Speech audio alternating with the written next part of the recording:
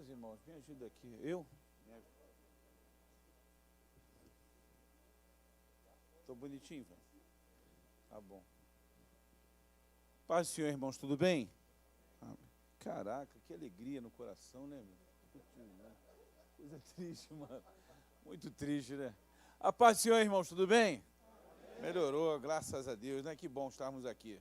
Queridos, olha, antes da gente começar a nossa escola beriana hoje, né, a lição 11, discipulando amigos e conhecidos.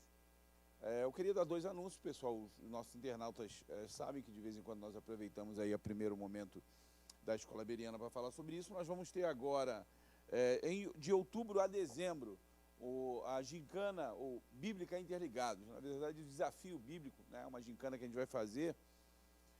As inscrições já estão abertas, a ideia é que a gente possa, esse concurso é em nível nacional e até internacional, né, que nós contamos também com as nossas advecs aí em Portugal. Como eu disse, as inscrições são abertas para trios. Cada filial pode colocar o número que ela quiser de representantes, desde que atendam os requisitos que nós colocamos lá para participação. As equipes são mistas, tem que ser, né, 2 meninos e uma menina, ou 2 meninas e um menino, sempre mistas, e ter a representatividade de pelo menos um deles tem que ter de 12 a 14 anos. As inscrições já estão abertas, vai ser, assim, muito, muito fera. Tudo via internet e, afinal, aqui na sede. Independente de onde você estiver do Brasil, se você chegar a final vai ser aqui na sede em dezembro. Então vai ser bacana, é uma premiação muito legal aí. Né? Nós vamos levar as pessoas lá na feirinha do Brás, em São Paulo, né? Dar um mergulhão no piscinão de Ramos, tem muita coisa aí bacana para você. Viagem, sorteio, né? 0 carro, carro 0 a gente não pode, mas 0 carro a gente pode. Tá bom? Então participem aí, inscrições abertas. E outra coisa, semana que vem, né, a alfabetização através da Bíblia. O pastor Gilberto Estevão, que é o criador do método, né, vai estar aqui, vai fazer uma oficina de 9 da manhã às 16h30, no sábado. Também as inscrições estão abertas na internet. Essa é para adultos, né? É para adultos. A ideia é que as pessoas que têm interesse em participar disso, nós já implementamos isso aqui, tem algumas filiais nossas que já fazem isso. Quem tiver interesse de conhecer o método, pode. As inscrições são gratuitas, não é, Vaninho? 0800, e vai valer muito a pena, mas tem que se inscrever lá pela internet, tá bom? Para a gente dimensionar o número de pessoas que a gente vai poder colocar na sala. Acho que aqui já foi, né? Aqui já não dá mais não, né? Vamos alugar o templo maior da Universal lá em... Brincadeira. Bom, vamos lá, gente, vamos orar ao Senhor, agradecer por estarmos aqui nessa noite, né? O André William, nosso professor de hoje, vai falar sobre essa lição e a gente vai, com certeza, vai ser abençoado por essa ministração. Vamos agradecer ao Senhor. Deus amado, louvamos o Teu nome, Senhor, por estarmos aqui na Tua presença nessa noite. Que a Tua boa mão possa nos acompanhar, nos ajudar. Ó Deus, traga alimento do céu para nós, Senhor. Abençoa, Deus, as nossas vidas. Que possamos, ó Deus, compreender a Tua palavra, Senhor. Que possamos, ó Deus, receber, Senhor, da Tua parte, uma instrução poderosa, abençoadora, rica. Ó Deus, que o nosso entendimento seja aberto para compreender, ó Deus, a necessidade, Senhor, de discipularmos, Senhor, de evangelizarmos, Senhor, de falarmos do amor de Cristo, Teu Filho, para aqueles que ainda não Te conhecem, para que conheçam a Ti como o único Deus vivo e verdadeiro. Muito obrigado, Deus, por esta noite. Abençoa a vida do André, seja com ele. Ministra, Senhor, através dele para os nossos corações. É o que nós Te pedimos no nome de Jesus. Amém. Deus abençoe. André, seja bem-vindo. Deixa eu só... não, por favor, receba o André com alegria. Só fazer aqui André, aqui, a menção aqui do irmão do Alex aqui, o Alan, né, o clone do Alex e Alan, uma dupla né, sertaneja que a Mônica trouxe para tocar aqui depois, né? O Alex é o que eu mais temo, hoje tem dois. Ele diz que o Alex é o que ele mais teme, cara. Alex, quando começa o veja bem dele, sabe que aquela pergunta desafiadora vem, né? André, Deus te abençoe.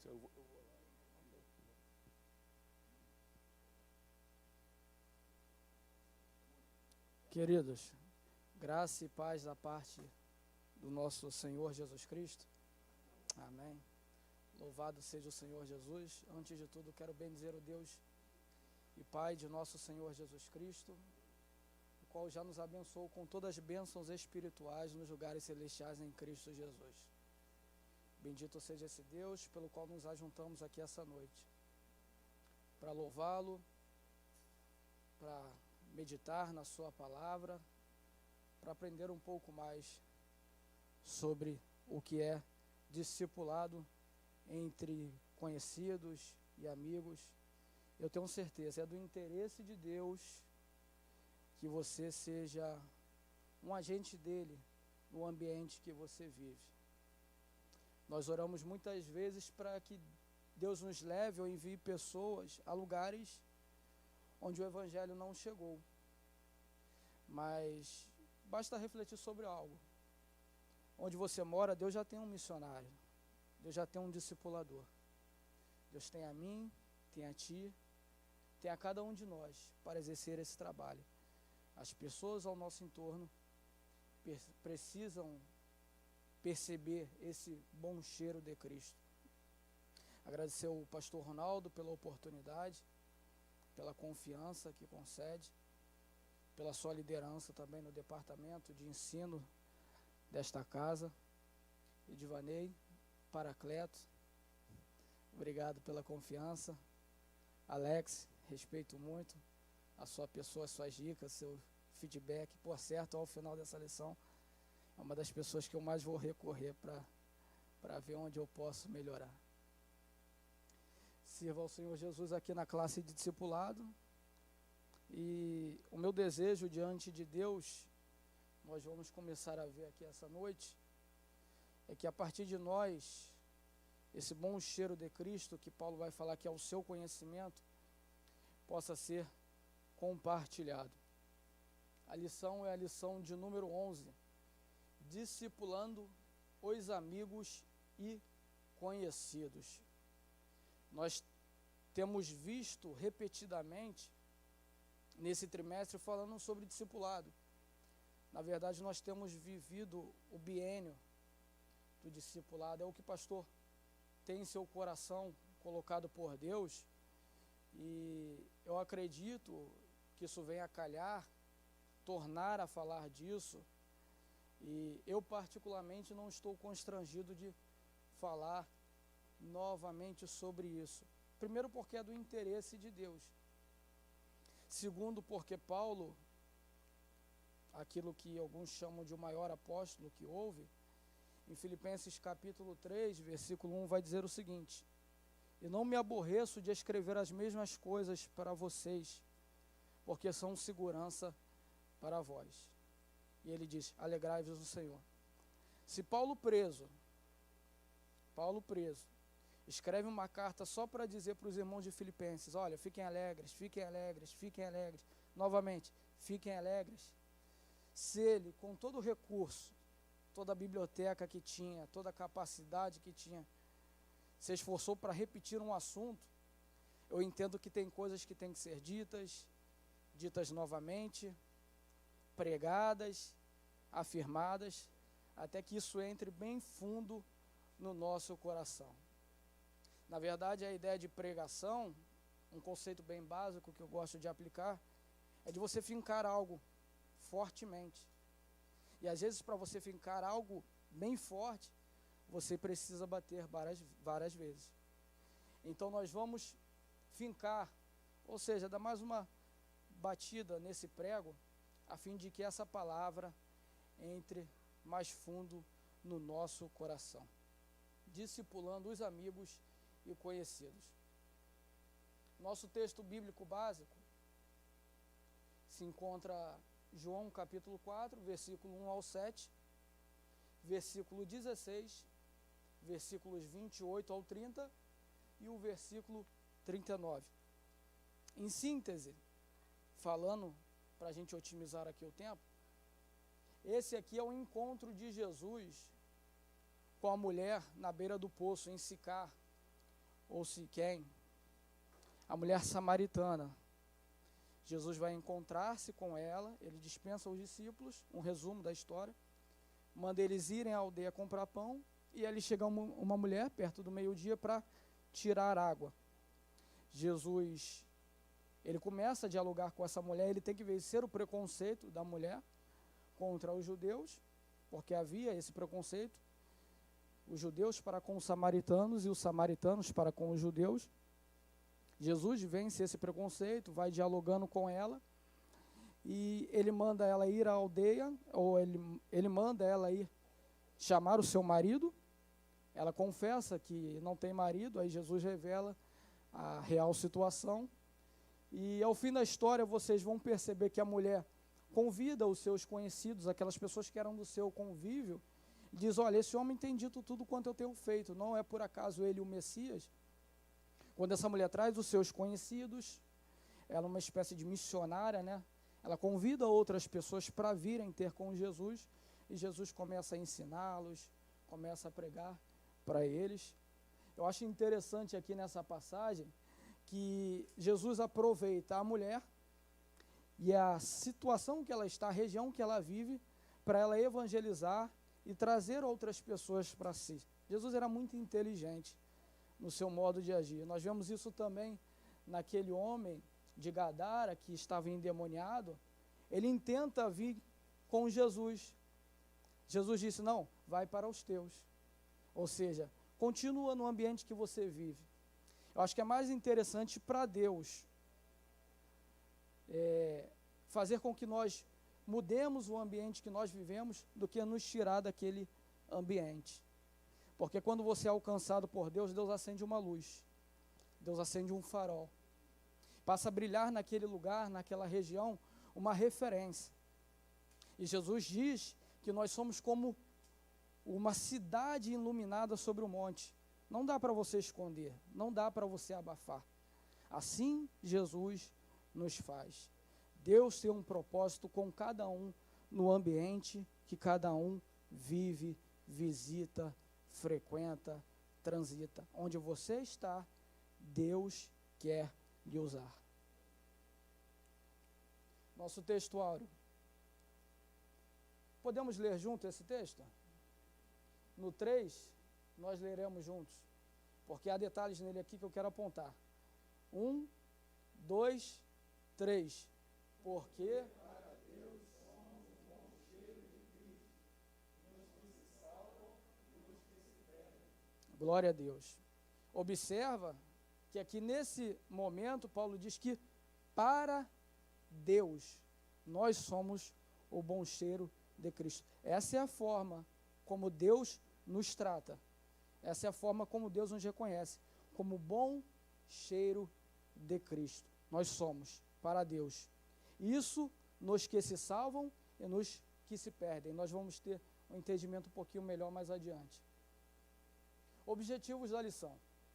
Primeiro, entender que o discipulado é uma ordem de Jesus Cristo para todo o cristão. Ou seja, essa ordem é global. Isso alcança todos. Todo aquele que é chamado para ser discípulo, posteriormente será um discipulador, então ele vê-se nessa obrigação de discipular pessoas. Segundo, reconhecer a importância do discipulado no cumprimento do ID de Jesus. Nós às vezes desenvolvemos uma ideia errada, que Jesus só mandou ir e pregar, isso à luz de Marcos 16:15.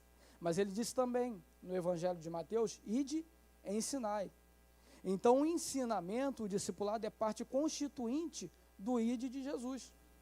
E eu vou mostrar aqui um quadro, como é que isso nos alcança, e como é que isso deve acontecer.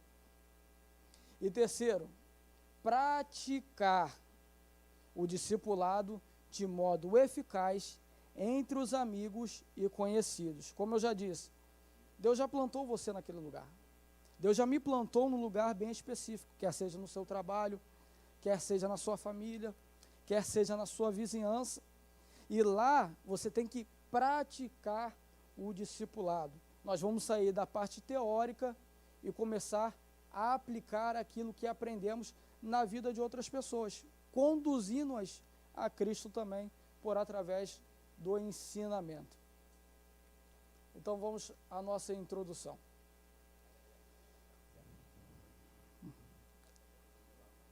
Deus intenta manifestar seu conhecimento em toda a terra. Nós somos coparticipantes nessa tarefa, ou seja, trabalhamos juntos com Deus. Em nós e por nós, o bom cheiro de Cristo é exalado em todos os ambientes. Isso aqui, essa primeira sentença, que Deus intenta manifestar seu conhecimento em toda a terra, sempre foi, à luz da Bíblia, uma das maiores preocupações de Deus. Desde que a comunhão foi rompida e Deus passou a ser desconhecido do homem por causa do pecado, Deus se vê nessa missão de restaurar a comunhão e se fazer conhecido este homem. Abacuque, no capítulo 2, versículo 14, diz o seguinte, é um texto escatológico, mas vem a calhar porque revela o interesse de Deus, diz o seguinte, porque toda a terra se encherá do conhecimento da glória de Deus, assim como as águas cobrem o mar. O que o profeta está dizendo, que haverá um tempo, um momento, em que toda a terra se encherá do conhecimento da glória de Deus. Eu acredito que é para um momento além, porque isso será no momento que Ele nos dará ensinador de justiça, em que Deus reinando entre nós. Mas o interessante aqui é revelar o sentimento, a ideia, a preocupação de Deus. Eu encherei a terra de todo o meu conhecimento, do conhecimento da minha glória, será revelado, será explícito, será evidenciado a todas as pessoas. Mas ainda que não cheguemos a isto, Deus já começa a se fazer conhecido por através de nós. Olha a sequência, nós somos coparticipantes nessa tarefa. Em nós e por nós, o bom cheiro de Cristo é exalado em todos os ambientes. Eu queria pedir para vocês, para por favor abrirem a Bíblia, em 2 Coríntios capítulo 2, a partir do versículo 14. Nós vamos entender um pouquinho melhor do que Paulo está falando aqui nessa situação, de exalar o bom cheiro de Cristo. Segunda carta de Paulo aos Coríntios, capítulo 2, versículo 14 em diante.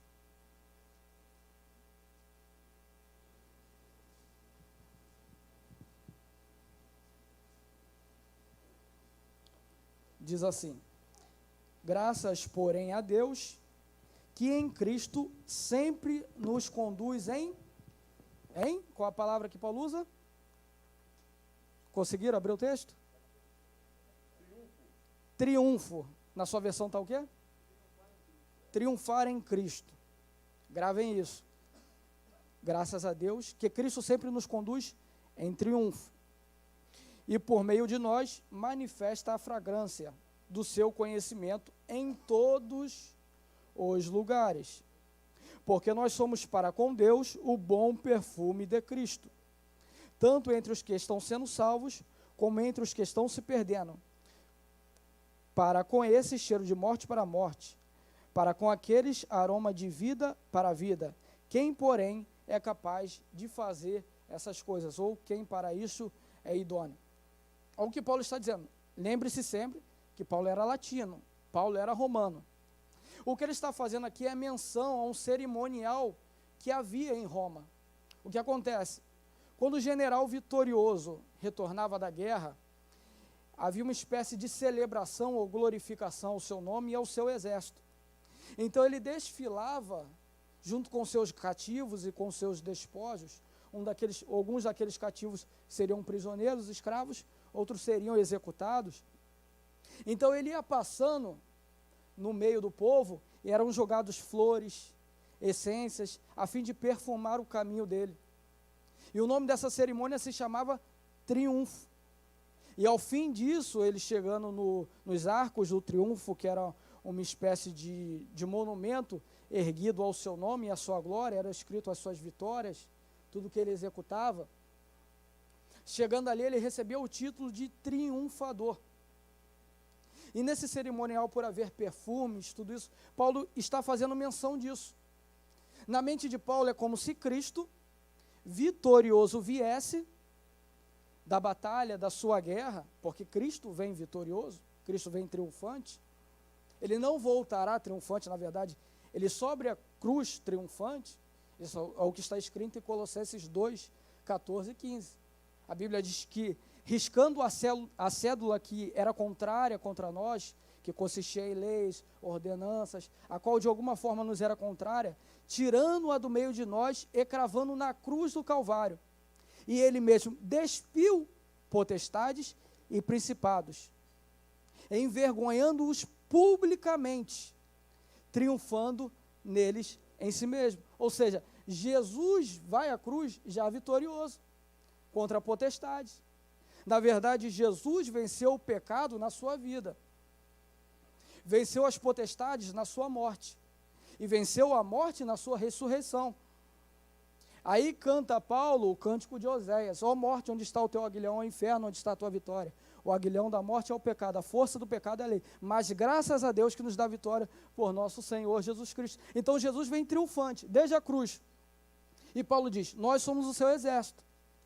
E à medida que é lançado esses aromas, aqueles que se perdem, esse cheiro é para a morte.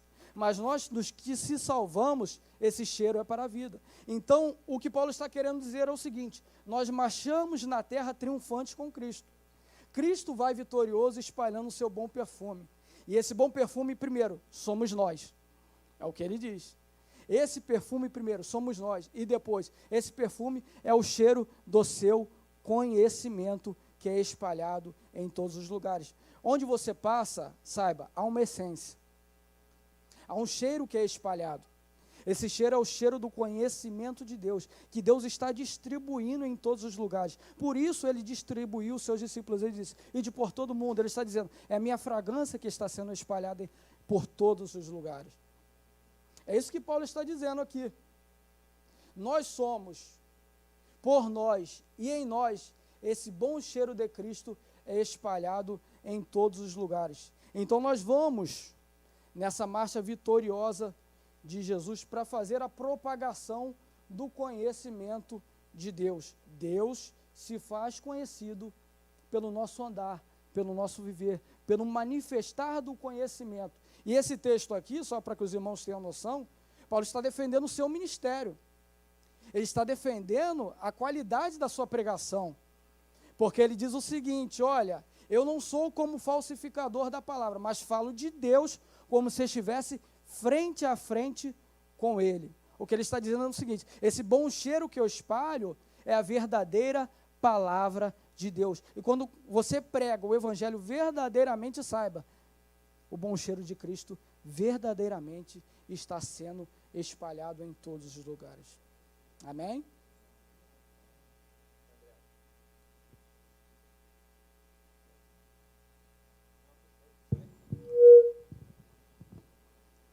Deixa eu ver aqui se... Essa ideia do aroma é algo interessante, porque a pessoa, na verdade, que exala um bom cheiro, ela sempre atrai. Porque por onde ela passa e não permanece, as pessoas vão atrás dela. E aonde ela está, as pessoas estão do lado dela.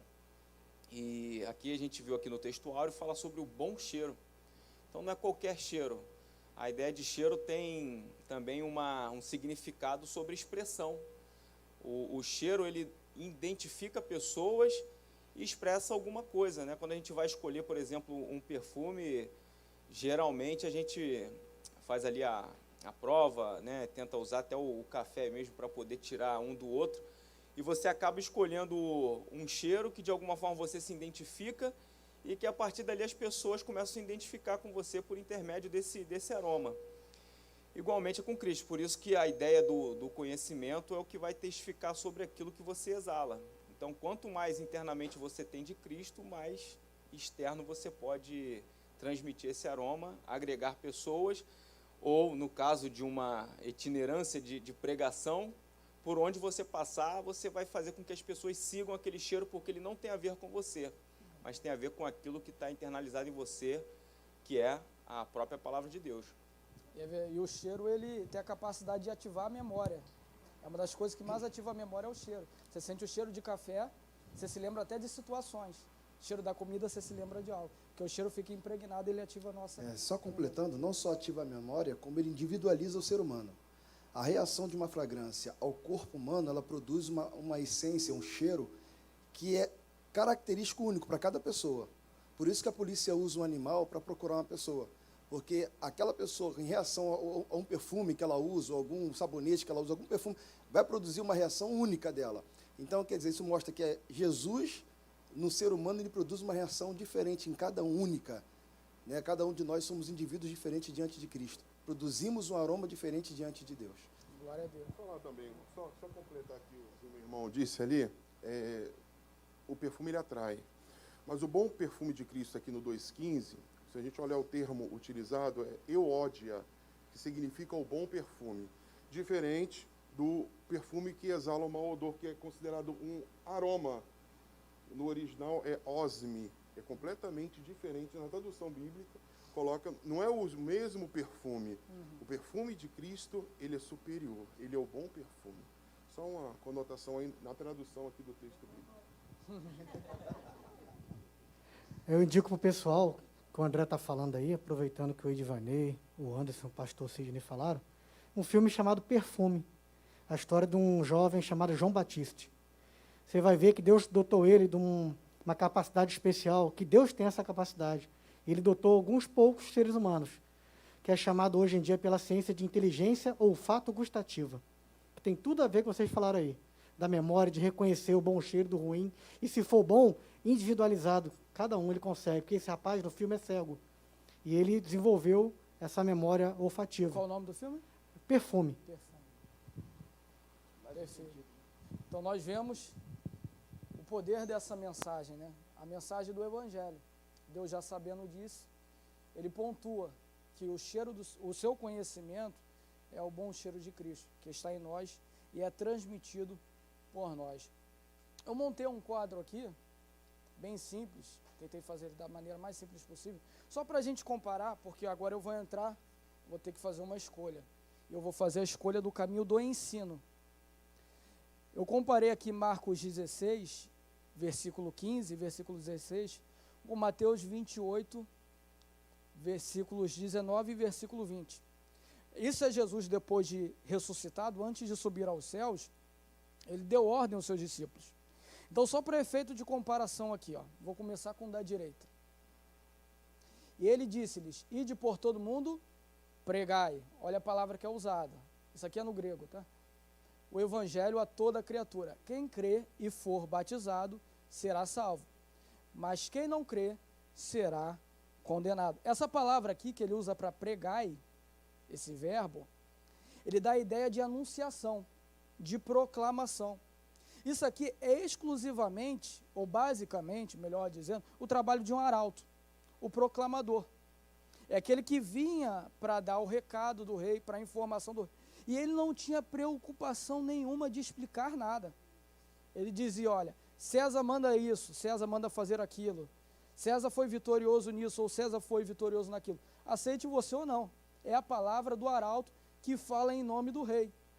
Ele vinha, anunciava e acabou. Aí Jesus disse, olha, vocês vão proclamar, vocês vão pregar. Qual o trabalho da pregação? Gerar fé. Gerando fé, a pessoa se converte, faz confissão. Se não se confessar, problema dela. Jesus disse, será condenado. É o trabalho de um arauto. Quem prega faz simplesmente isso, anuncia a palavra do evangelho. Um exemplo de arauto, João Batista. João Batista veio para quê? Para preparar o caminho do Messias. Não é? Ele veio para preparar, ele veio para proclamar. E qual era a mensagem de João Batista? Arrependei-vos, porque é chegado o reino dos céus. Só isso. Arrependei-vos, porque é chegado o reino dos céus. Quando alguém tentava dialogar com ele, tipo os publicanos, ele fala, o que nós devemos fazer? Olha, peça só o que é devido. Quando viu o soldado falar, e nós, João, o que nós devemos fazer? Olha, contente-se com o salário de vocês. E não dê falso testemunho. Era rápido. João Batista não tinha essa preocupação. Era um trabalho de arauto, era um trabalho de pregação, direto. Então, pregue, quem crer e for batizado, será salvo. Agora, diferente da ordem de Mateus, a ordem em Mateus. E depois, e ensinai, essa palavra aqui, mateteusate, que é a palavra que é usada no grego. Todas as nações, que também pode ser traduzido na sua Bíblia, pode estar, fazei discípulos, batizando-as em nome do Pai, do Filho e do Espírito Santo, ensinando-as a observar todas as coisas que eu vos tenho ordenado. Eis que estou convosco para sempre, até o fim do mundo. Nessa versão aqui, na versão da King James. Enquanto o pregador, ele vai, prega, a pessoa se converte e batiza, porque ela confessa. Aqui é diferente. Jesus falou, olha, vocês vão e ensine. Depois da pessoa crer, batize. E depois, continue ensinando. Agora, não ensinando no sentido intelectual, mas ensinando no sentido prático, postura. Ensine-os a guardar. Ensine-os a observar. Então, o discipulado ele é diferente por causa disso. Não estou dizendo que um é melhor do que o outro, de maneira nenhuma. Só estou dizendo que o pregador vai e lança a semente. Quem crê, confessa. No ensino é diferente, você ensina. A pessoa é batizada porque confessa. E depois disso, continua ensinando. Continua ensinando. Pode falar. André, foi excelente aí a sua explicação. E nas outras versões não deixam bem claro essa diferença. A King James é a melhor. É por isso que Então você escolheu bem. A proclamação, ela é tão diferente. Você pegar o Antigo Testamento, nós temos lá, no nosso Antigo Testamento, para a Bíblia hebraica, é chamado, divide em 3 livros, né? A Torá, os escritos e os profetas. Os profetas chamaram de Navilirins, que vem de Nabi. E o Nabi, a palavra no hebraico, significa aquele que anuncia, proclama ou declama. Então, está perfeito. Que é totalmente diferente de quem vai ensinar. Porque ensinar, no latim ou no grego, é interessante que eles têm o mesmo sentido, que é insignature, que é colocar uma marca. Que você vai falar alguma coisa que dali ele não vai esquecer mais, ele vai mudar o seu estilo de vida. Ou seja, ele vai começar a aplicar aquilo que ele aprendeu.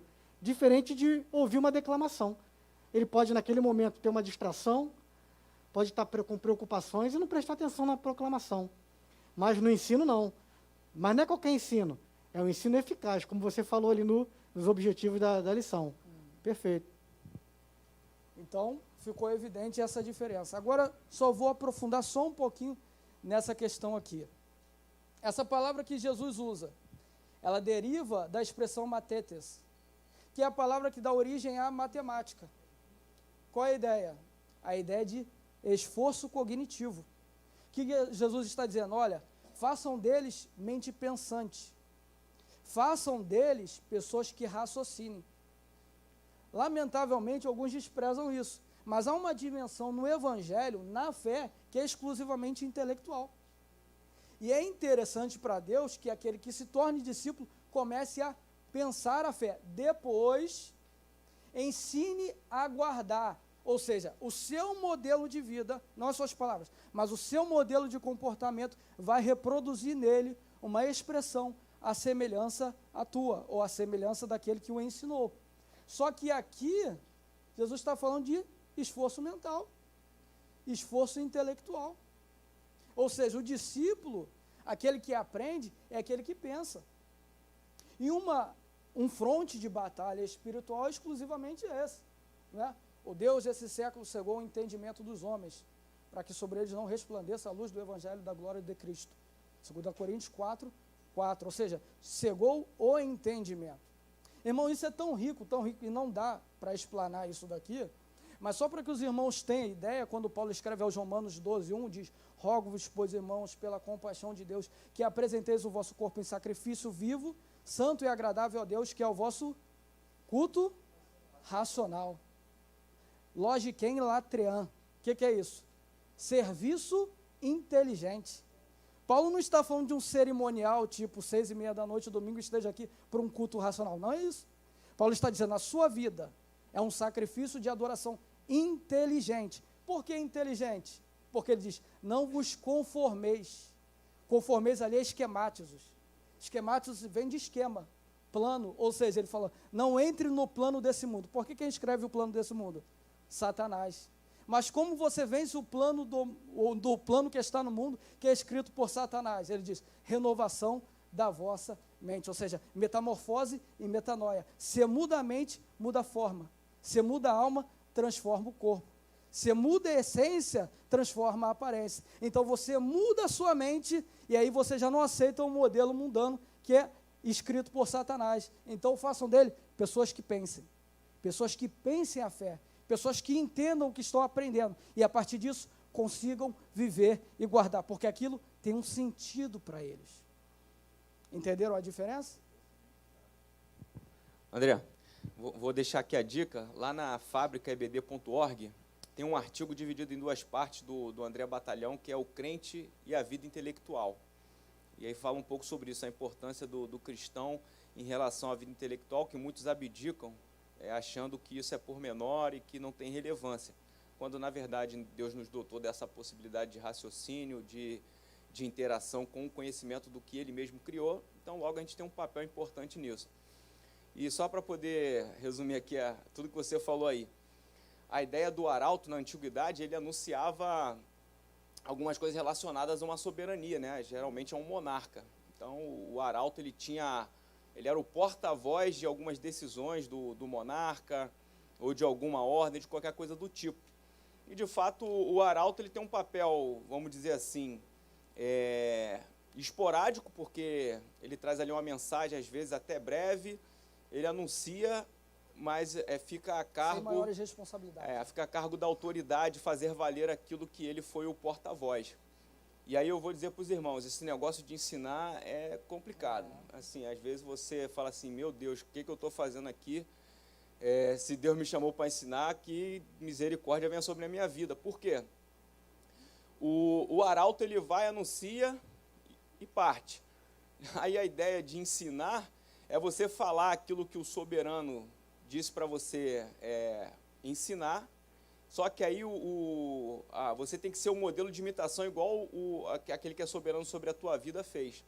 Então a ideia, Jesus veio, deu o modelo, você agora tem que ser o arauto também, e através do ensino você tem que permanecer. E aí a pessoa mais próxima para o próximo verificar isso é a própria pessoa que ensina. Então ficou todo mundo com o telhado de vidro e com a responsabilidade lá no alto. Então, é o que Paulo disse, né? Sede meus imitadores. Sabe o que é imitador ali? É mimete. É o cara que na comédia grega, né? Tanto que o hipócrita e o mimete faziam parte da cultura grega antiga. Jesus gostava muito de falar hipócrita, que era o artista, que era o que fingia ser. Só que Paulo falava, sede meus imitadores. Qual era a diferença? Que o hipócrita fingia ser, o imitador tentava ser. Ele diz, seja meu imitador, da mesma maneira que eu tento imitar a Cristo. Sede, pois, imitadores de Deus como filhos amados. Efésios 5:1. Então é o esforço de ensinar a pessoa a... É isso aí.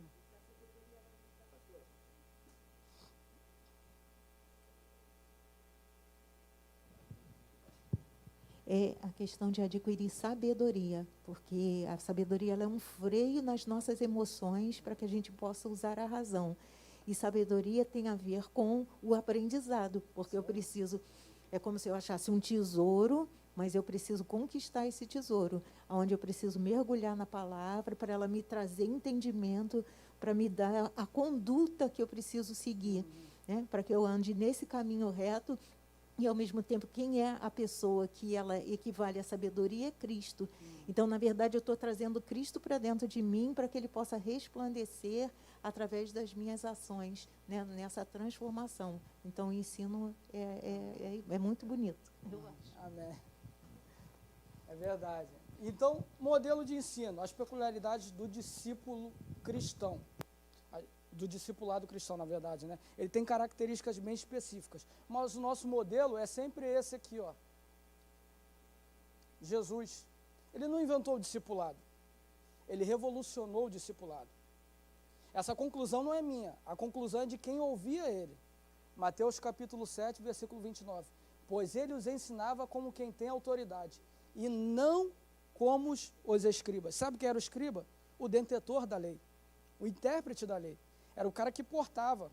Se alguém sabia a lei, era o escriba. Só que era diferente ouvir o escriba e ouvir Jesus. Por quê?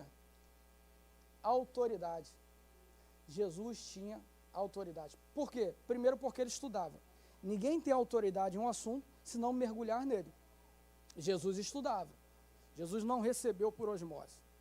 Essa ideia não existe. Jesus estudou. Lucas capítulo 2, versículo 40. E o menino crescia e se fortalecia, enchendo-se de sabedoria. Então Jesus se enchia de sabedoria. E a graça de Deus estava sobre ele. Nem Salomão deixou de estudar. Depois leia Eclesiastes capítulo 1, versículo 12, ele diz, eu pregador, rei de Israel em Jerusalém, me esforcei o meu coração para inquirir tudo o que há debaixo do sol, ou seja, para pesquisar. Na verdade, Salomão era sábio porque pesquisava, porque teve o dom de Deus e porque foi mentoreado. Salomão foi mentoreado por Natã. Natã foi o cara que deu um nó em Davi na argumentação quando ele pecou, né? Ele armou o lance lá da uma historinha da ovelha, que o cara pegou. Então, esse homem que mentoreou Salomão. Isso fez dele. Na verdade, só um homem nasceu inteligente, que é Adão, e fez a maior burrice de todas. Né? Foi o único. Todos os outros que tiveram que estudar. Então, para ter autoridade em um assunto, estude esse assunto. Segundo passo para ter autoridade, viva. Viva aquilo que você prega. Jesus era diferente dos escribas. Ele disse em Mateus 23, versículo 2 e 3, depois você leia, que na cadeira de Moisés se assentam os fariseus e escribas. Atentai para aquilo que eles vos falam, mas não vivam como eles vivem, porque eles falam e não cumprem. Eles não têm autoridade por quê? Porque não vivem. Paulo disse em 1 Coríntios 9, 27, diz, antes subjugo o meu corpo e reduzo a servidão. Eu gosto da versão que diz, esmurro meu corpo, luto contra mim, para que pregando aos outros, eu mesmo não venha a ser achado reprovado. Então, para se ter autoridade, você tem que estudar, você precisa viver e você precisa buscar. Jesus disponibiliza a autoridade, porque você só tem autoridade se vier de um superior. Jesus apareceu pregando e foram visitar João na cadeia. Ele falou, olha, esse que você falou, a multidão agora o segue. João Batista falou, olha, nenhum homem pode receber nada se do céu não lhe for dado. Então, você quer ter autoridade para ensinar outras pessoas? Busque da parte de Deus a autoridade. Eu gosto de João Batista porque, para mim, no Novo Testamento, é a pessoa que mais entende a autoridade, porque ele era o profeta na época. Ele era o grande profeta da época. Só que quando ele vê Jesus pregando, ele diz, olha, ele recebeu do alto, é necessário que ele cresça e que eu diminua. Depois leia o texto com atenção. Não é a humildade de João Batista. Ele está dizendo, não, deixa ele vir. Não, é o contrário, ele diz, à medida que ele aparecer, eu naturalmente vou subir. Por quê? Porque é questão de autoridade. Por mais que você tenha poder, reconheça isso, tem alguém com autoridade superior a você. E saiba honrar isso. É o que João Batista fez. Então, Jesus ensinava com autoridade diferente dos escribas.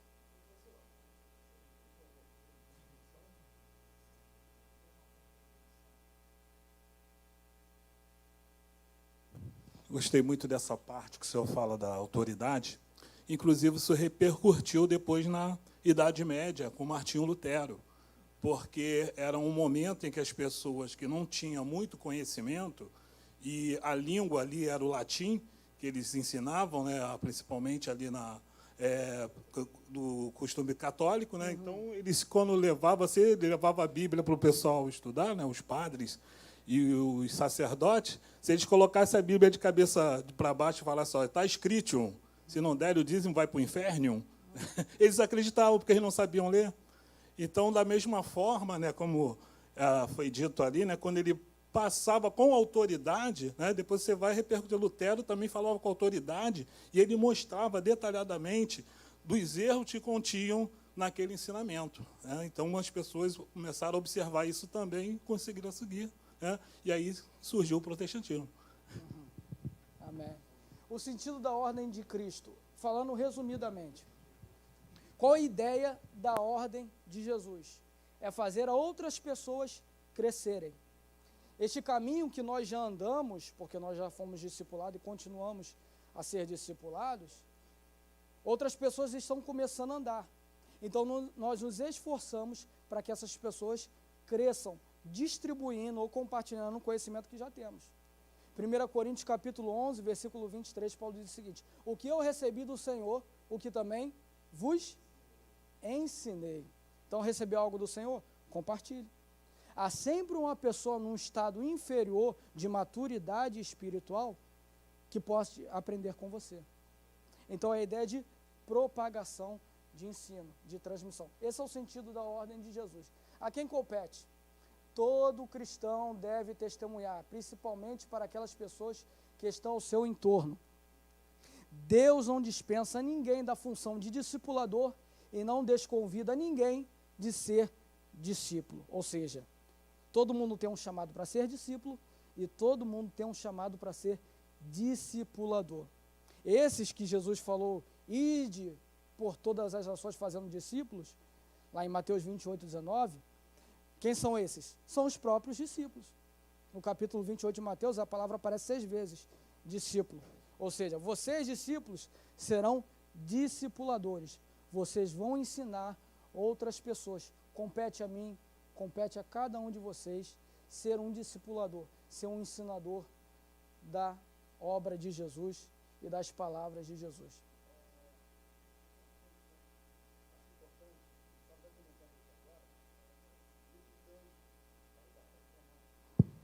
No que tange ao ensinamento, é bom que você falou aí que a gente ensina e quem está embaixo aprende, né?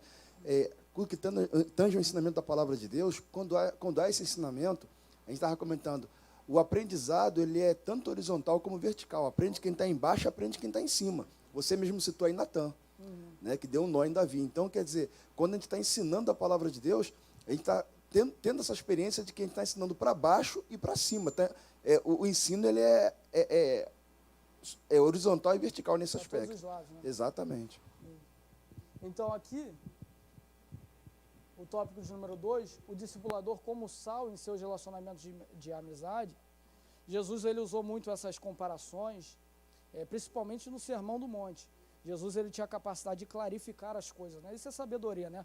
Tornar coisas difíceis fáceis de compreender, né? Então Jesus ele tinha essa capacidade. E ele fala do sal. O sal ele conserva, o sal ele tempera, o sal é também um reagente. E nós somos o sal da terra. Só tem efeito, só tem validade, só tem utilidade a nossa presença em algum lugar se a gente exercer a nossa função. Jesus falou, se o sal for insípido, para nada mais ele serve, senão para ser jogado fora e ser pisado pelos homens. Ou seja, você tem uma utilidade, então você deve exercer essa sua função. Exercendo, você se torna valioso, você se torna eficaz. Você pode melhorar um ambiente, você pode conservar um ambiente que já está bom, porque você é o sal da terra.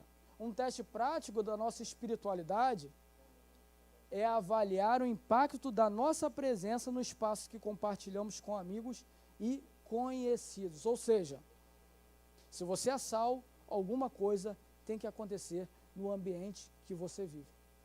Dizem que nós somos a média dos nossos amigos mais próximos, né? Porque normalmente o ser humano ele vai se equilibrando a partir das pessoas que estão ao entorno dele, né? Então, o ambiente que você vive, que nós vivemos, tem que melhorar. Porque nós somos o sal da terra. Nós somos a luz do mundo. E para isso nós temos que influenciar. Oi.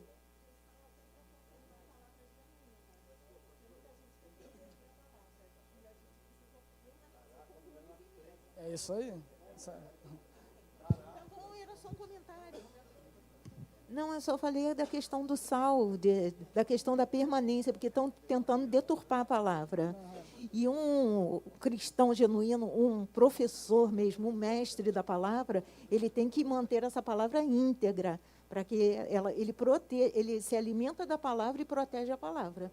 Né? Então, é nesse ciclo, sendo sal nesse momento. Isso é verdade. Conservar, Paulo disse, tal como recebeste de mim o evangelho, assim andai nele. Ou seja, permanecer nele, né? Então, nós influenciamos e somos influenciados. Mas nós, como sal da terra, aqui, ó, a qualidade e a espiritualidade das nossas palavras pode atrair pessoas desejosas pelas coisas de Deus. É o que aconteceu depois que a mulher samaritana chamou os seus conhecidos. O que houve? As pessoas vieram e disseram no versículo 42, nós já não cremos nele pelaquilo que você falou, mas por aquilo que nós temos ouvido dele. Então Jesus sabia muito bem moderar e modelar as suas palavras, isso fazia dele um grande influenciador. Então, para você influenciar bem, para nós influenciarmos bem, eu acredito que nós temos que fazer uma espécie de contrato com a gente mesmo, né? Uma espécie de acordo. Eu aprendi que o nosso corpo é muito sujeito aos nossos comandos, né? Até a nossa alma obedece o que a gente determina. Se não fosse assim, Salmo 43, verso 11 não seria escrito, né? Porque está abatida, ó minha alma, e porque te perturbas dentro de mim. Espera em Deus. Olha o que o salmista disse, alma minha, espera em Deus. Salmo 116, ele vai dizer, volta, alma minha, para o teu repouso, porque ele vinha de tribulação, alma nervosa, ele falou, calma, alma, Deus já resolveu o seu problema. Criei, por isso falei, estive muito aflito. Agora volto para o teu repouso, descansa. Nós temos que controlar a nossa alma e o nosso corpo. Inclusive, sobre as palavras, no Salmo 146, o salmista orou o seguinte, olha, põe uma sentinela à minha boca. Ou seja, porque ele precisava frear a sua boca. Eu acredito que algumas pessoas precisam até de intervenção militar, né?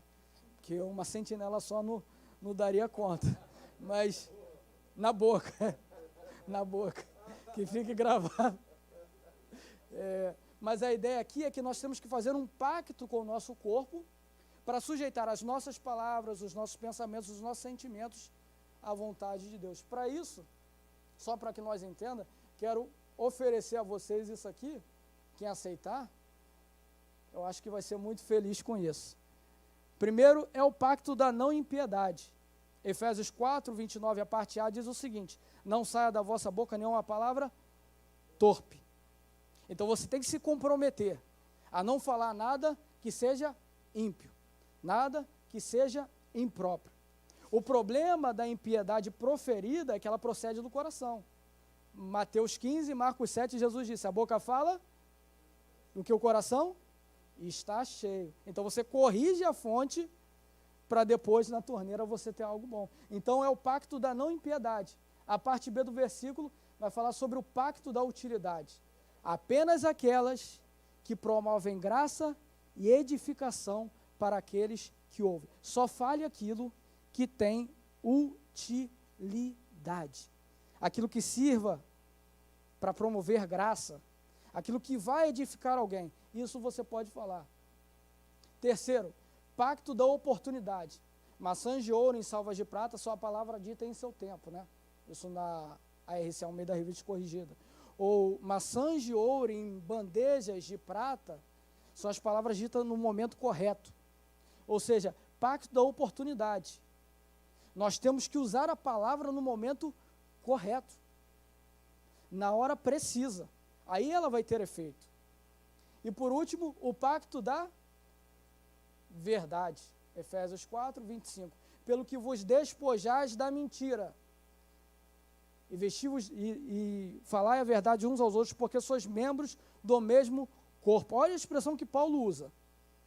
Se despeça, tire a veste de mentira. A mentira, ela tem a capacidade de vestir uma pessoa. Não sei se vocês sabem, tem 3 tipos de mentirosos. O psicopata, o mentiroso comum e o mintomaníaco. 3 tipos de mentirosos. A diferença é que o primeiro, quase ninguém sabe que ele está mentindo, que é o psicopata. O segundo, que é o mentiroso comum, quase todo mundo sabe que ele está mentindo. Basta conhecê-lo, conhecer a história dele. O problema é o mintomaníaco. Só ele acredita naquilo que ele está falando. Mas tem pessoas que são assim. São vestidas de mentira. Então, para que nós possamos influenciar bem as pessoas, nós temos que submeter a nossa língua, ao nosso corpo, e Tiago vai dizer que é a parte mais difícil de controlar, Tiago 3,2, ao pacto da não impiedade, o pacto da utilidade, o pacto da oportunidade e o pacto da verdade. Quem concorda em fazer esse pacto? Amém? Ah, tá, tem letras miúdas aqui no contrato. Tá?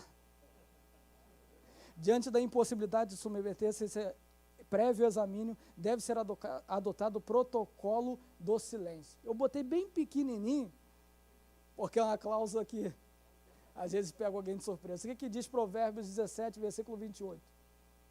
Que até o tolo, quando ficar calado, será tido por sábio. Se você não tem controle sobre isso, se a sua língua é mais rápida do que o teu raciocínio, melhor adotar esse protocolo aqui. Silencie. Salmo 32, verso 9 vai dizer, não seja igual o cavalo ou igual a mula, é um texto pesado, que nós colocamos freio em sua boca, porque eles não têm entendimento. Tem pessoas que precisam ser freadas. Então, quer influenciar bem?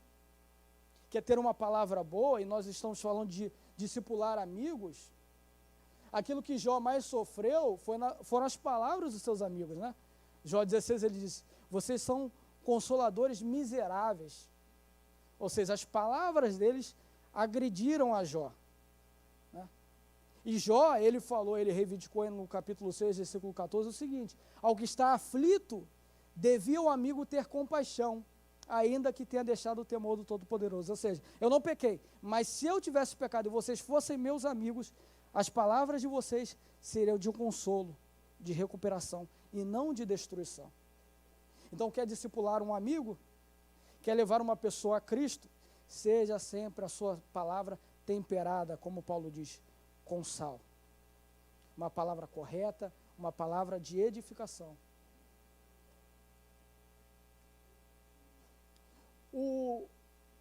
Também temos aqui um construtor de relacionamentos. Eu coloquei essa foto aqui, é no Japão. O Japão tem mais de 6.000 ilhas, e essa foi eleita uma das ilhas mais bonitas do Japão, mas o que eu quero destacar é isso aqui, ó, no meio. O que é isso? Uma ponte. O que uma ponte faz? Ela liga, ela conecta, ela interliga. Nós somos como ponte entre Deus e as pessoas perdidas. Um ponto de interligação, uma rota de paz e segurança. A ideia de Deus é que você seja, sim, um caminho para outras pessoas irem a Cristo. Não é exagero pensar que nós também temos essa função. De maneira nenhuma. A Bíblia diz lá em 2 Coríntios capítulo 5, versículo 17 em diante o seguinte, olha, se alguém está em Cristo, nova criatura é, as coisas velhas, eis que tudo, a sequência é a seguinte, eis que tudo isso provém de Deus, que nos reconciliou em si mesmo por Cristo Jesus, nos dando o ministério da reconciliação. A saber, Deus estava em Cristo, reconciliando o mundo consigo mesmo, nos dando a palavra da reconciliação. E agora, nós somos embaixadores de Deus. Eu amo isso que Paulo diz, como se Deus falasse pela nossa própria boca. E agora, em nome de Cristo, anunciamos que vocês se reconciliem com Deus. Isso não é terceirização. Isso aqui é revestimento. Isso aqui é habilitação. Isso é promoção.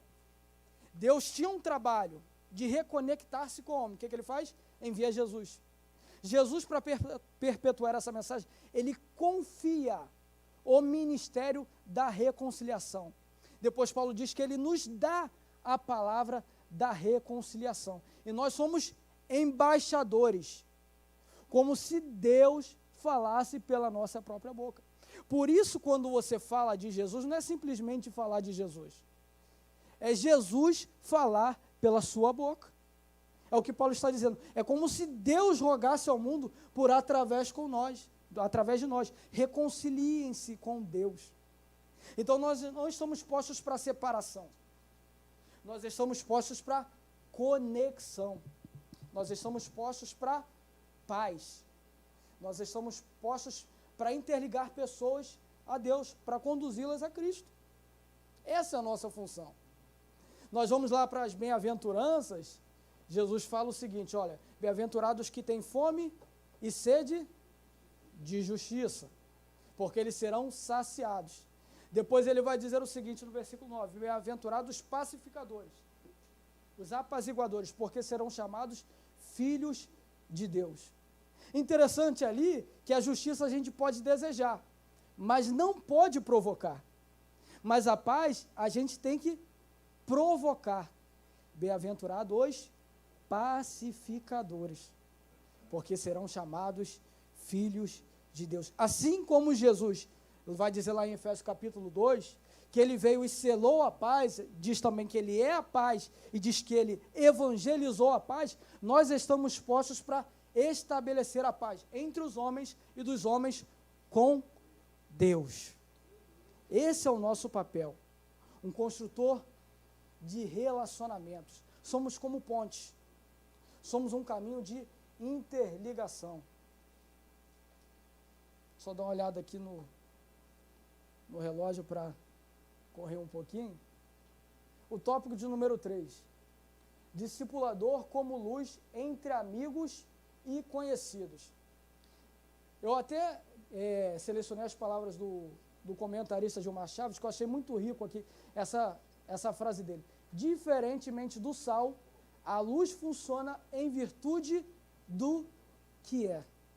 Basta ser luz para esclarecer, revelar e mudar um ambiente. Naturalmente, o amanhecer vence a noite. Naturalmente.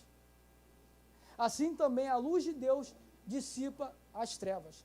A luz não são as suas obras. A luz é aquilo que você é. Assim brilhe a vossa luz entre os homens, para que vejam as suas obras e glorifiquem ao vosso Pai que está nos céus. Então, aquilo que você é, ilumina aquilo que você faz. Aí eu me lembro, eu sou obrigado aqui a lembrar de Reinhard Bunk. Certa feita ele pregou, um dos grandes evangelistas, o maior que eu já vi, ele falou o seguinte, que pregando sobre Isaías capítulo 9, versículo 2, que o povo que estava em trevas viu uma grande luz.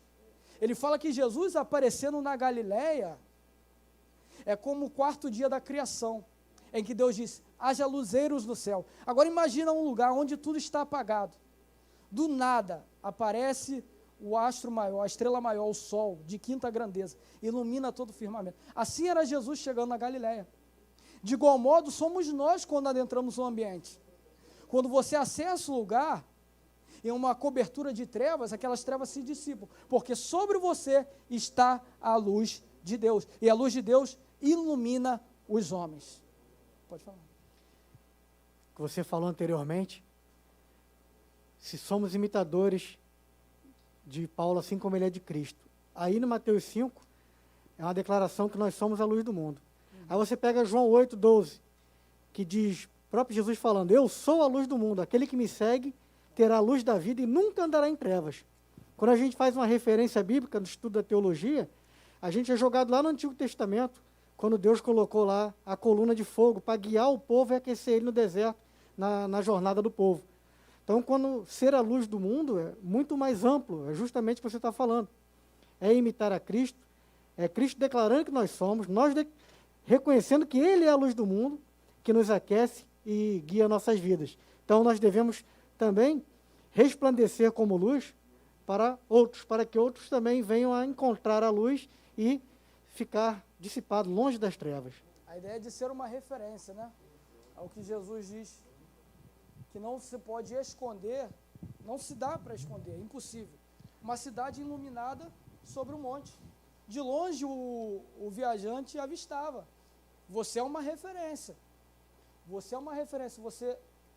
André, desculpa, só fazer uma intervenção aqui, que surgiu um diálogo aqui com o Anderson. Eu entendi o que você falou, mas o Anderson teve uma outra interpretação. Na verdade, nós chegamos aqui a um consenso sobre o que você quis dizer, mas talvez o modo tenha causado uma... O que você fala aqui, Anderson, por favor? Não, pastor. Não, só entendeu. A dúvida foi sua, não foi minha. Essa questão da ligação, do homem fazer a ligação da pessoa com Deus. Né? Quem que faz essa ligação não é o homem, é Cristo. Né? Cristo que faz essa ligação. O homem ele não é o caminho, ele não leva o pecador a Deus. Quem faz essa ligação é Jesus Cristo. Então, ele falou sobre o intermédio da reconciliação. Ok, tudo bem. Mas é só para pontuar que o homem ele somente é um agente. O agente do Evangelho de Boas Novas. Mas quem faz a reconciliação é Cristo. Isso é ponto pacífico. Quem é salvo por Jesus. 1 Timóteo capítulo 2, versículo 5. Sim. Porque é um só Deus e um só mediador entre foi Deus... Foi colocado que nós somos... O homem é que vai levar o homem. Não, o homem não leva. Não, perfeito. Né? A ideia é de apresentar, a ideia é de viabilizar. Porque alguém está vendo Jesus aqui agora? Mas seus amigos, seus conhecidos, veem em você. Você tem que ser a representação de Deus naquele lugar. Você tem que conduzir pessoas a Cristo.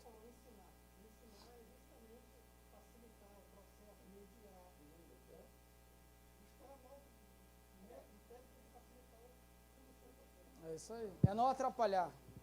É viabilizar, né? Viabilizar. É fazer o caminho. Agora eu falei sobre, o pastor Gilmar Chaves, na verdade, falou aqui, sobre a essência, né? A luz, ela funciona pelo aquilo que ela é. Ela é essencialmente luminosa, é um referencial. Então, acredito que a nossa essência também tem o poder de pregar às pessoas aquilo que nós somos, a partir da iluminação de Deus em nós. Pode tocar outras pessoas. Eu gosto que isso fala de santidade, né? A nossa santidade, ela tem essa capacidade, né? Porque a nossa santidade, ela provém de Deus. E há uma característica na santidade de Deus, que às vezes nós não olhamos muito, mas a santidade de Deus, ela é extensiva. Ela contagia as coisas. Basta você ver lá em Êxodo capítulo 3, que Moisés escuta da sarça. Tira a sandália do teu pé, porque a terra que você pisa é santa. Onde Moisés estava? Sinai. Antes daquilo, alguém encontrou Deus no Sinai? Ninguém. Mas Deus estava lá, a terra era santa. O anjo disse a Josué também, tira a sandália do teu pé, porque a terra que você pisa é santa. Josué capítulo 5. Onde Josué estava? Na entrada de Jericó. Então não é uma questão de ambiente, é uma questão de presença de Deus. Se Deus está, aquele lugar é santificado. De igual modo, vocês. Se você chega em algum lugar, você causa uma melhora. Por quê? Porque Deus opera através de vocês. Porque Deus opera através de nós. Então, Deus está fazendo uma obra nas pessoas a partir do nosso convívio, a partir do nosso relacionamento. O tópico de número 4. As exigências do discipulado entre amigos e conhecidos. Se alguém quiser, tiver alguma dúvida, fique à vontade para fazer. Eu tenho uma academia aqui à minha esquerda. Sim, pode fazer. É só uma ilustração de santificar, que o povo de Deus também santifica. Tem uma moça que ela é daqui da igreja, que quando ela casou com o esposo dela, o pai não tinha recurso financeiro, então a festa de casamento foi no terreiro de macumba da tia, porque o terreiro tinha espaço e cadeira.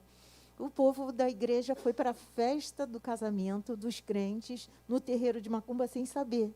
Né? Foi lá, era festa, não era culto, era festa, comer bolo, salgadinho.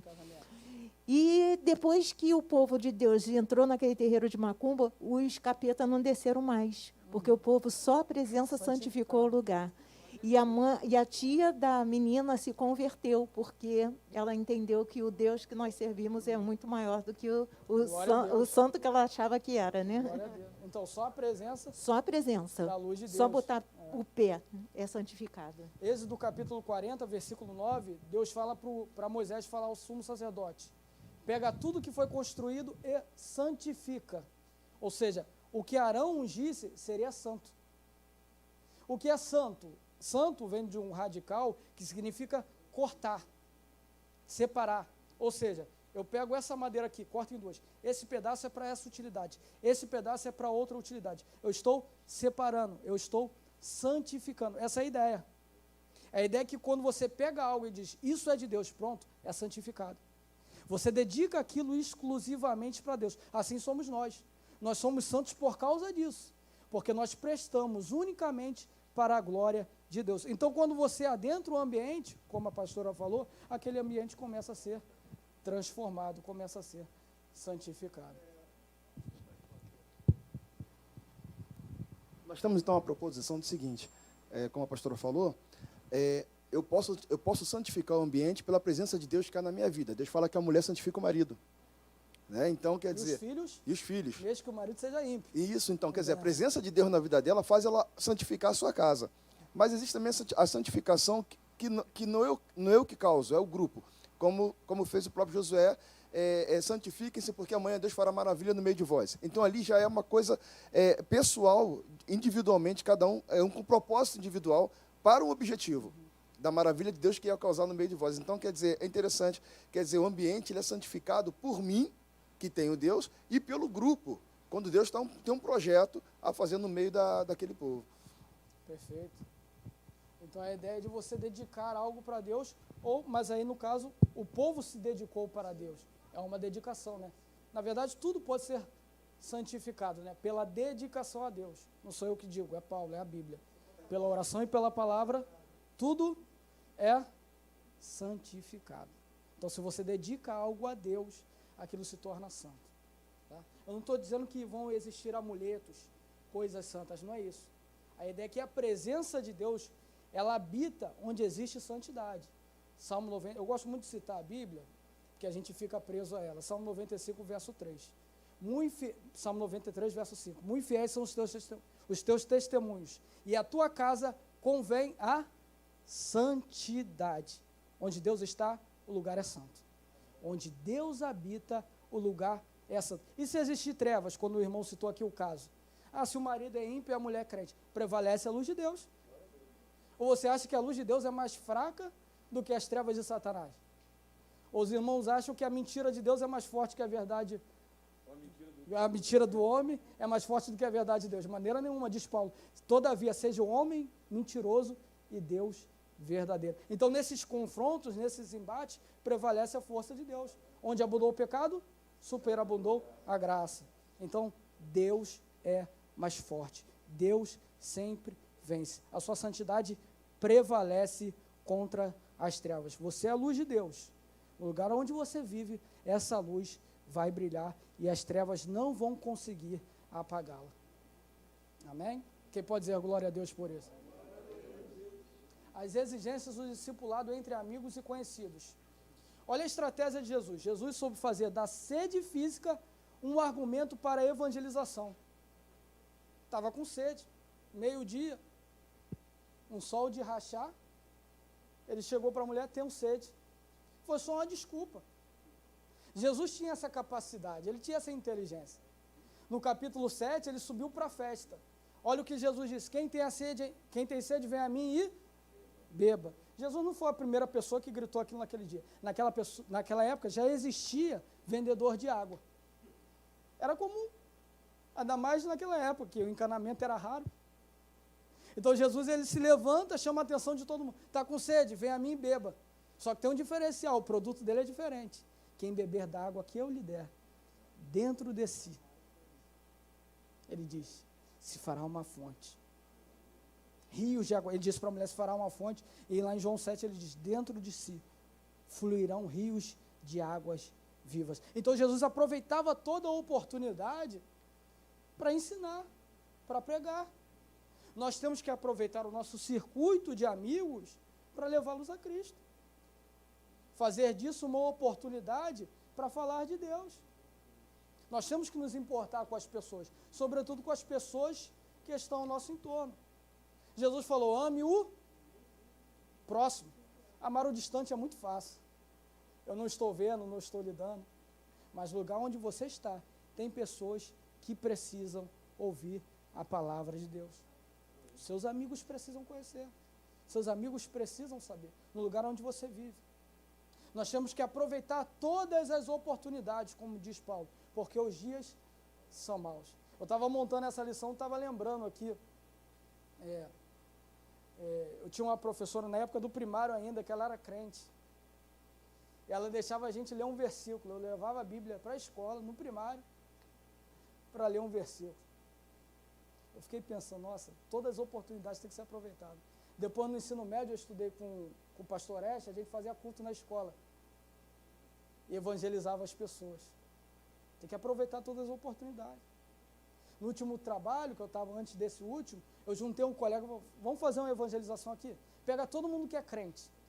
Vamos começar a fazer uma espécie de jornal circular. Começa a evangelizar, começa a falar. E pessoas foram se achegando.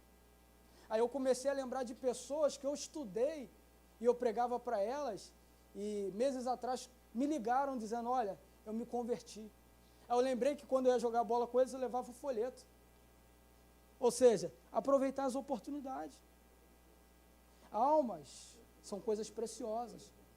Aproveite as chances, o tempo que você tem com elas, para ensinar a palavra de Deus, para levá-las a Cristo. André, essa questão, né, de você evangelizar as pessoas, os amigos e conhecidos, eu tenho uma experiência assim negativa na minha conversão. porque, na verdade, eu tive algumas experiências intimamente com Deus. Talvez o cenário de pessoas que eu tinha conhecidas e que professavam, diziam professar uma fé, não muito me trouxeram algum tipo de atratividade para que eu me convertesse. E depois que eu me converti, a convicção daquilo que Deus estava fazendo na minha vida, assim, me trouxe uma revolta. Porque eu comecei a observar, assim, me passou um filme sobre a vida dessas pessoas que se diziam crentes, ou se dizem até hoje crentes, mas a maneira com que elas se portavam, sabendo que eu era alguém que precisava muito da palavra de Deus, de viver um momento de experiência com Deus. E depois eu falei com Deus assim, Senhor, nunca faça com que uma pessoa tenha um tipo de experiência que eu tive com essas pessoas próximas em relação à minha vida, porque é perder a oportunidade. Imagina a frustração que é você ter tido a oportunidade de estar do lado de pessoas para poder você evangelizar ou transparecer uma vida que condiz com o evangelho e você jogar isso para o alto. Então eu vivi essa experiência e assim é deprimente, de olhar para as pessoas e falar assim, caramba, hoje, se você olhar, caramba, essas pessoas precisam de, vamos dizer assim, a gente não pode dizer isso, mas elas precisam de uma transformação, novamente, se fosse para dizer dessa forma, porque é triste. O amor ágape, ele é essencial para nós conduzirmos pessoas a Jesus. É um amor sacrificial, é um amor de dedicação. Uma obra à semelhança de Cristo só pode ser feita com um amor igual ao dele. Jesus já indicou a receita. Ninguém tem amor maior do que aquele que dá a sua vida pelos seus amigos. Ninguém tem amor maior do que esse. De dedicar a sua vida, de entregar a sua vida em favor de outras pessoas, em favor dos seus amigos. Então nós precisamos deste amor sacrificial, o amor que se dedica, o amor que se entrega. Paulo em 2 Coríntios capítulo 12, versículo 15, ele diz o seguinte, eu de muito boa vontade me gastarei e me deixarei gastar pelo bem das vossas almas, ainda que eu os ame cada vez mais, seja cada vez menos amado. Ou seja, um amor de entrega, um amor de sacrifício. Você tem que entender que para, às vezes, alguém se achegar a Jesus, alguém sorrir, você precisa chorar.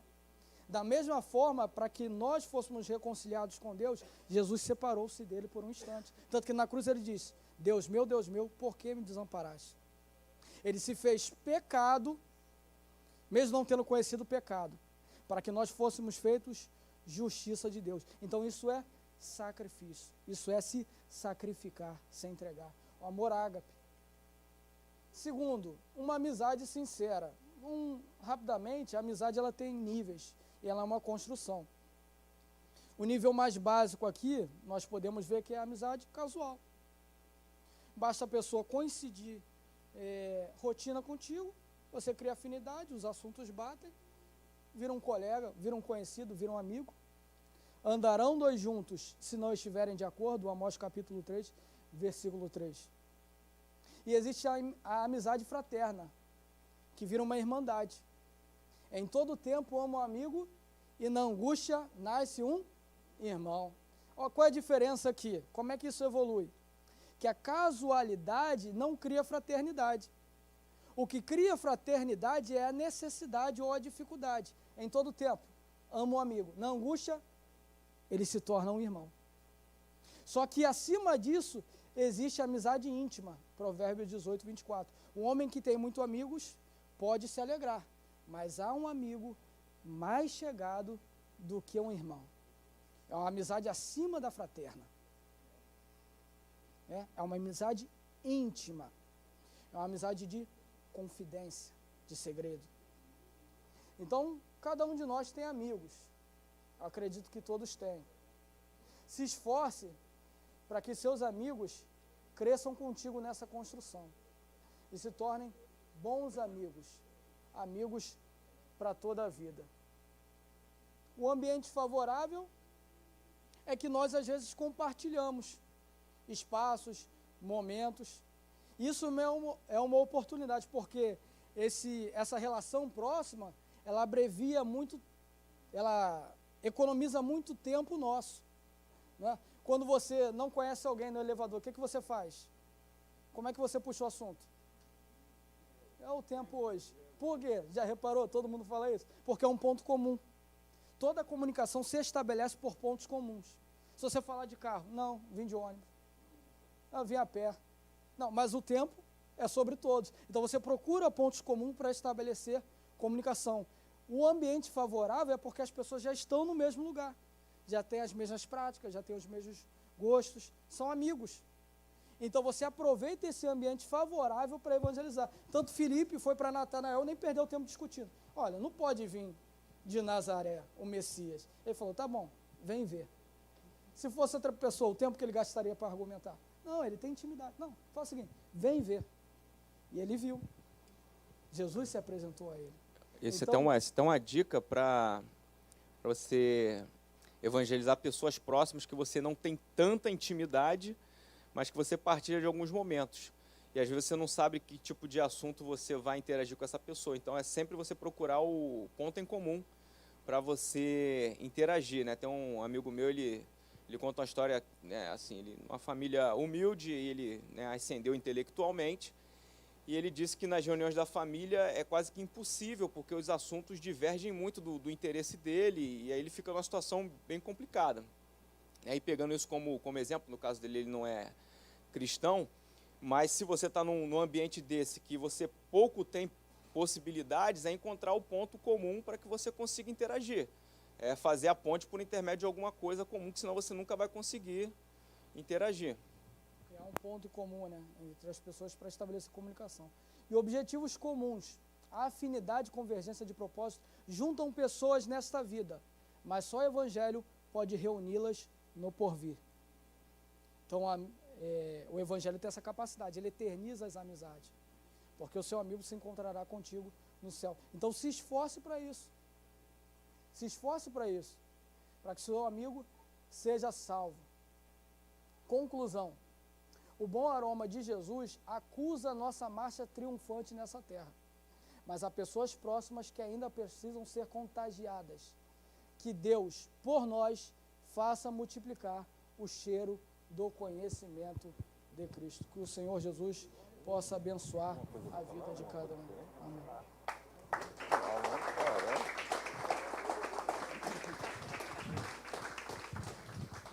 André, Deus te abençoe. Até o Gil São Paulo, que estava ali online, estava falando da ministração, que temos que concordar que foi excelente. Você foi capaz de calar ao mesmo tempo Sepúlveda e Claudinho. Isso é um feito, já é um marco. Não é verdade? Tu viu, Alex? Meu Deus, há 5 anos que esse fenômeno não acontece.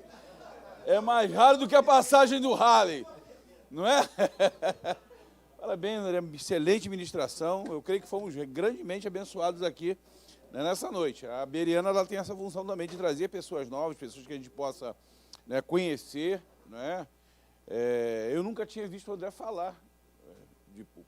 E aí eu sempre pergunto lá, Divanei, e aí? Quem recomenda? Eu pergunto. Tem pessoas que eu conheço, paro, ouço, sei. Né? Eu sei que... com certeza, né? A cabeça que corta é a tua, né, dele. Né? Mas o Evanino nunca ia dar uma indicação. E realmente, André, parabéns, ministração maravilhosa, abençoada. O que assisti aqui, fiquei plenamente feliz. Que bom, que bom. Né? Breve teremos outras pessoas aqui também ministrando, abençoando a vida da gente, porque é isso, né? É isso. Maravilha, glória a Jesus, né? Pastor Ivana, por favor, venha fazer uma oração aqui para nós. Né? Aí vocês acreditam, eu amo essa mulher, cara. Só a tia dele, né? Já pensou ter que conviver comigo e não gostar de mim? Vamos orar. 28 anos frequentando a Beriana, sabe que tem que falar no microfone. Senhor, nosso Deus e Pai, nós te louvamos, Senhor, pela oportunidade que tivemos nessa noite de aprender mais de Ti. Ó Deus, que possamos ser transformados pela Tua palavra, que possamos ser bons discípulos, bons amigos, Senhor. Possamos entender esse chamado que Tu nos tem dado, ó Deus, de fazer discípulos para Ti. Usa-nos como instrumento em Tuas mãos, usa-nos, Senhor, com com a tua graça e que possamos exalar o teu bom perfume, Senhor, para aqueles que estão à nossa volta. Que a tua igreja, Senhor, seja preparada através do ensino da tua palavra, para que possamos estar prontos, Senhor, no dia da tua vinda para a glória do teu nome. Agora despede-nos na tua paz, leva-nos para o nosso lar, Senhor, com a tua presença e ser conosco a cada dia, até o dia da tua volta, Senhor. É o que nós te pedimos e já te agradecemos por tudo, no nome de Jesus. Amém. Só lembrar que semana que vem nós vamos assistir a lição 9. Ela foi trocada pela lição 12. Então, a lição da semana que vem é o discipulado no ambiente acadêmico. Tá bom? Deus abençoe a todos. Visitem a Fábrica EBD. Se quem tiver interesse de fazer a capacitação na alfabetização, vá na Fábrica de EBD, gincana bíblica. E o café caramelo. Vai lá, prova o café, leva o café, né? O cuscuz da Tânia, vamos